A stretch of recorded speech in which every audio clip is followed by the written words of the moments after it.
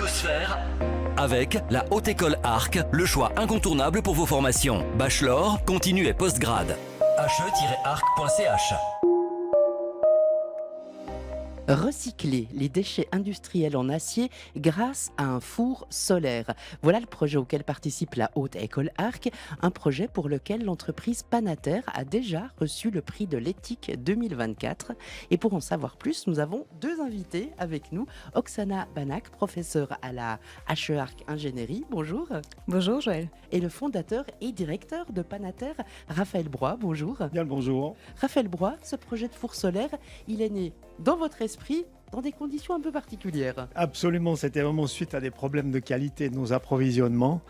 Et on s'est mis en tête de trier nos déchets, d'être à quatre pattes dans nos bennes derrière notre usine, de façon à ce qu'on puisse vraiment avoir chaque nuance qui soit séparée, chaque efficience de nos matériaux. L'idée était de donner une deuxième vie à ces déchets et de les faire fondre dans un four solaire. C'était un projet fou, mais grâce à ce grand miroir qui fait l'effet d'un tournesol, il suit le soleil toute la journée et ramène la lumière dans un concentrateur. Si on fait un parallèle avec la cuisine, c'est une sorte de grande casserole qui monte jusqu'à 2000 degrés. Le principe est vraiment d'être exemplaire. Donc on a construit nos propres machines avec des déchets. Et l'idée de ne plus acheter d'énergie ni de matières premières. Et puis il y a la HE-Arc qui intervient dans ce projet. Oksana Banak, c'est quoi le rôle de l'école finalement dans ce projet de four solaire?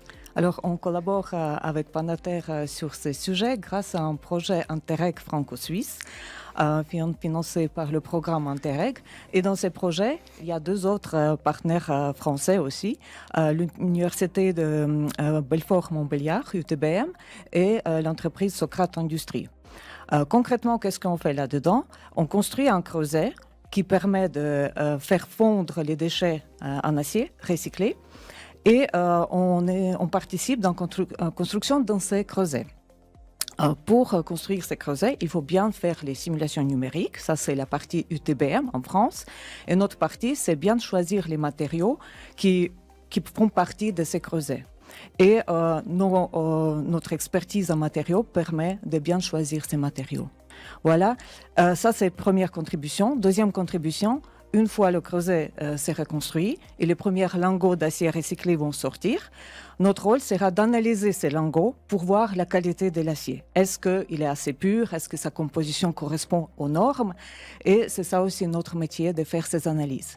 Et troisième partie, on va sensibiliser nos étudiants aux enjeux de durabilité parce que ce projet, c'est un bon exemple de l'économie circulaire. Donc c'est important et pour la formation des étudiants et puis pour une certaine prise de conscience finalement des enjeux de la planète d'aujourd'hui. Oui, tout à fait.